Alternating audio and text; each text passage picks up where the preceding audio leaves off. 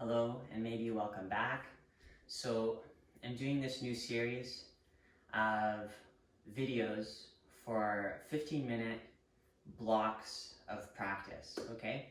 So maybe you've already done the standing sequence, maybe you've done some of the other ones that I've posted or will be posting in the future. This is the 15-minute seated block of postures, okay? So the reason I'm doing this is, first of all, maybe you don't really feel like you want to do an hour-long practice. Maybe you want to piece together your own practice. So I'm going to be doing standing, seated, maybe back bending, maybe some reclined postures, maybe some yin postures, and then you can kind of piece together your own practice through this. So if you haven't already seen other videos, then you should maybe just keep your eye out for something in the future, okay? So we're going to get started straight away.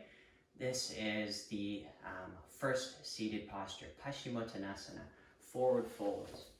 This, I would say, is one of the most basic seated postures. And although it's basic, that doesn't necessarily mean that it's so easy that there's no practice necessary.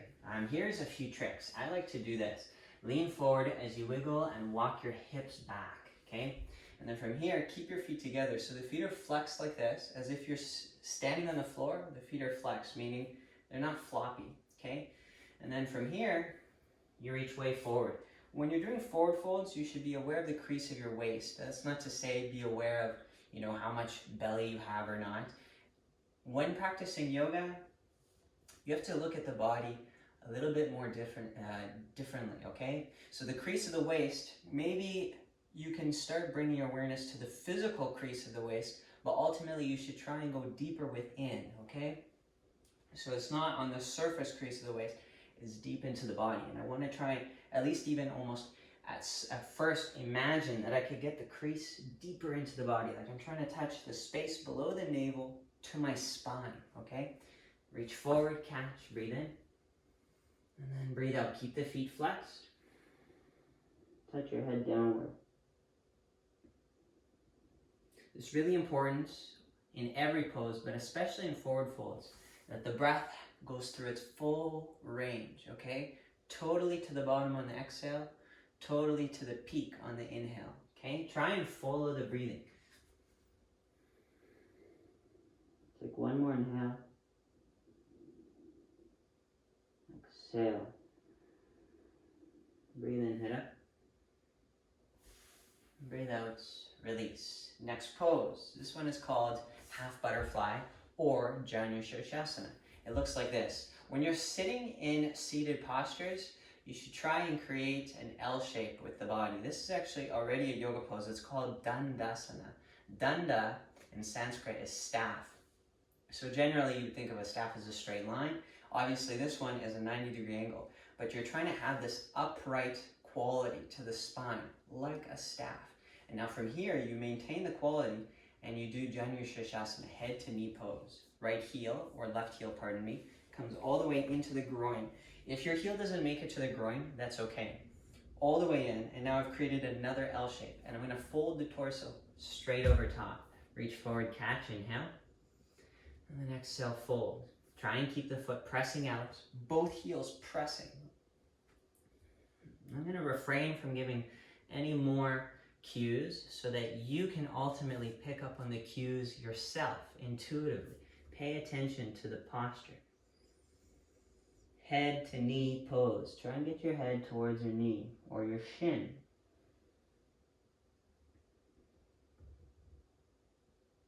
Try and make your torso longer. One more inhale. Exhale. Breathe in, head up. Breathe out, release. Now taking the same exact leg, crossing it over so that we can do a twisting posture. So this would be the easiest way. When you have the left leg, that means you're going to turn to the left, okay? This is the easiest variation. Otherwise, you can also bring your right heel by your left hip. And now you're sitting like this, okay? From here, it's important to keep the torso straight, so you're sitting upright. Breathe in. And then breathe out. You're looking to your left. If you've injured your neck, or maybe you slept funny, keep your head on just normal, meaning my torso is right here, I'm not even really turning my head too far. Otherwise, you could do any variation you like. I like doing the bind here. This, by the way, is called Ardha Matsyendrasana. That's actually the name of a sage from ancient India. But an English name for this pose is half Lord of the Fish pose.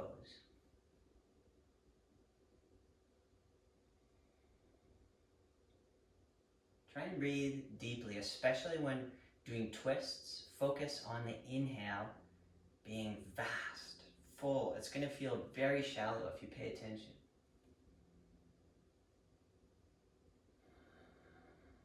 Breathe in, look forward. Breathe out, release. And then from here, we're going to simply continue with the same style of what we're doing with the legs, okay? So right now the legs are like this. Maybe just watch through the different variations. I'm going to go straight into the deeper version of Gomukhasana, but I'll show you the easier variations. So right here, all you would really do is stack the knees so that now the heels are close to the hips, okay? If you're a guy, you kind of got to get your junk out of the way. And then the easier variation, so it's either looks like this, give or take knees stacked, or, so we were in this twist, okay? The easier variation is just to do half. Right leg is extended, left leg crosses over, and now the knees stack, okay? So it looks like this. Right now the left leg is on top. By the way, if you're confused, a lot of people get really confused with this posture. So I'll do it from scratch. It looks like this. Left leg crosses over, the knees stack, maybe right leg also crosses over, the knees stack. If your knees are not stacked, that's okay. Try and sit evenly on both sit bones. That means your bum is touching the floor both sides. Sit up, breathe in. And then from here, you either stay or you twist.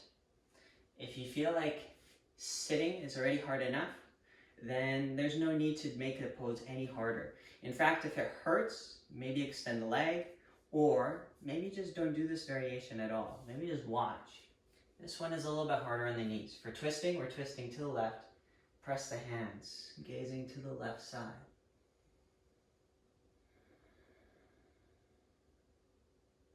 Revolved Gomukhasana.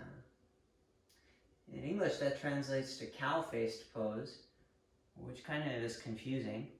So commonly in Yin, it's called shoe strap, a shoelace pose. Because what do you do with your shoelaces? You take one, then the other, and you tie them like this. And that's what's happened to the legs. It's time to release. So that now we could do the second side of that sequence of seated postures. You start from the danda, the staff, into Janu Shirshasana. Left, or pardon me, right heel comes in now, okay? Reach forward, breathe in. And then breathe out, fold. Remember to keep both feet flat. In fact, every time you're practicing any pose, you should have awareness of the hands and the feet. If you can, the face, the shoulders. So shoulders should never be shrugged like this. They're down.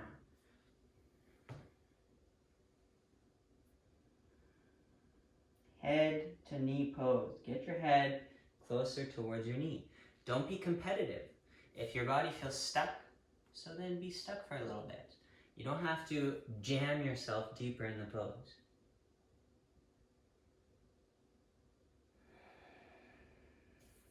Breathe in, head up. Breathe out, release, moving on to the next posture, which was a twist. You should try and start to remember how the sequence progresses. So if you're always completely confused, that's okay, but you should try and do more and more yoga. Learn the names of the poses and repeat the same postures often, okay? Another real good way to get better at maybe understanding sequences is practice with the same teacher and pay attention. And with this video, it's very interesting because you can rewind, you can go back, you can pause, you can figure it out. Let's just say you always get confused with this pose. So you just pause and you kind of keep trying to figure out what's going on. And then eventually something will click and it will be very clear for you, okay? So that might take a while though, and that's okay. Here's a few different variations. We're twisting with the right knee, so that means we're going to the right. 1, 2, there's other variations, but I was showing the third one, which is the bind, okay? If you can't do the bind, don't worry about doing the bind. This is another trick. If the pose is stumping you, meaning you hardly can do it at all, maybe you can't do it whatsoever, don't get stuck on that. Move on to the next variation that makes sense. This is a twist to the right, so I'm going to look to my right.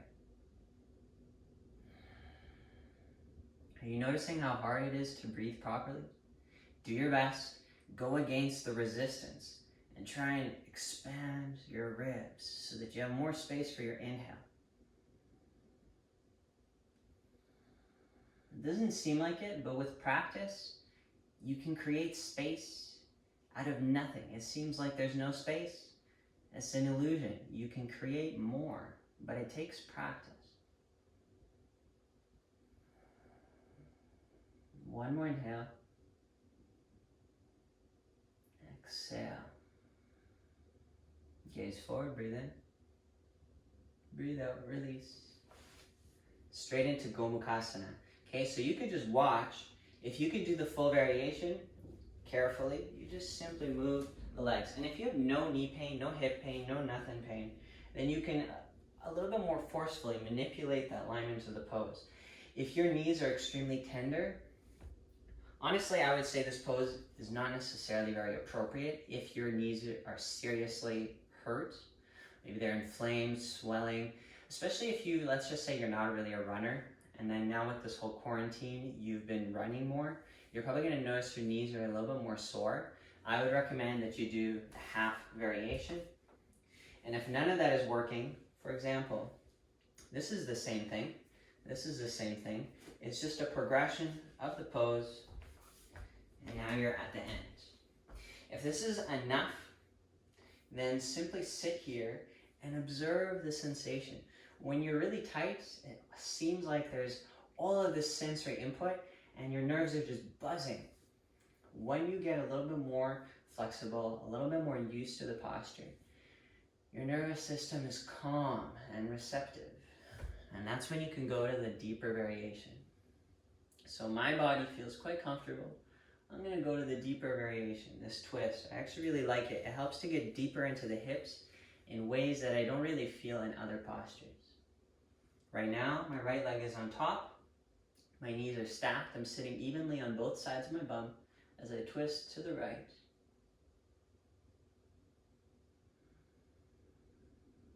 Another trick is to relax your face. Just a little gentle smile. Close your eyes. And then enjoy each and every single breath. Almost like you're in the park, the sun is shining, there's people playing, there's birds chirping, there's squirrels frolicking, there's some bunnies prancing around. Everything is at ease. Create that quality in your body, in your mind, in your heart. And then you finish your yoga practice and you feel like $1,000,000. It's time to release the pose.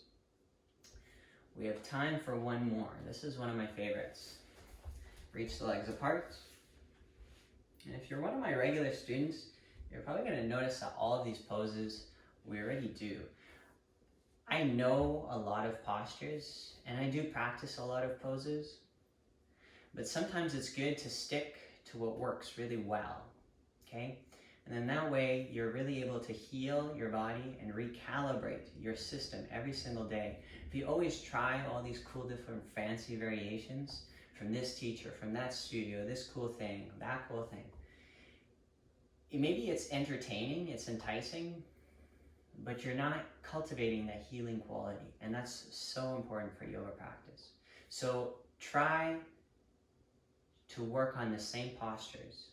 And then when you can really nail them, then that's a good time to move on to the next thing.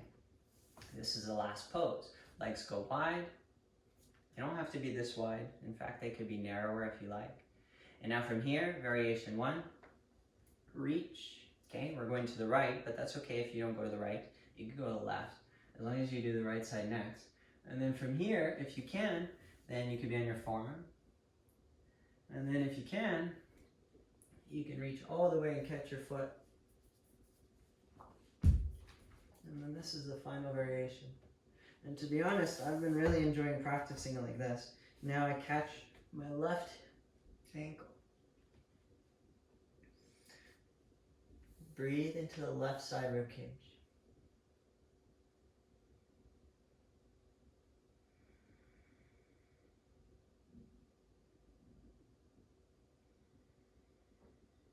One more inhale. Exhale, release. If you go really deep in your posture, and when I say really deep, I don't mean compare it to someone else. I mean just compare it to your own yoga practice. You should come out of the pose really gently, okay? There should be no rush.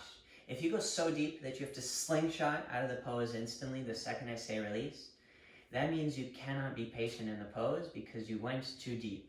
Just like if I step into a fire, I'm probably not going to patiently walk out of it, okay? I'm going to run out of it. And do you know why? Because the fire is hurting me, okay? So if you go so deep in a pose that you have to run out of it, that means a little bit too deep, okay? Try and stay patient. It really helps to be slow and steady. And then if you can go really fast because you can do the pose really easily, and then if you're rushing, it's almost like you're showing off. Who are you showing off for? You're at home right now. And if you're doing a performance, that's cool. But are you performing right now? Remember, yoga is a healing practice. You can't heal things when you're rushing. Start to release.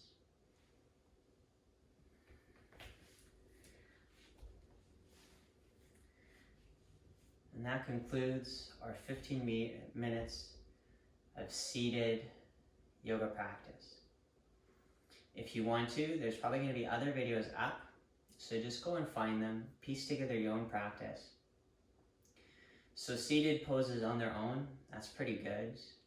But, for example, some reclined postures is nice to follow. Some restorative postures is nice to follow. Some seated meditation or some pranayama is nice to follow. And hopefully I'll be making those videos and get them up very shortly. Thank you for your practice. Namaste.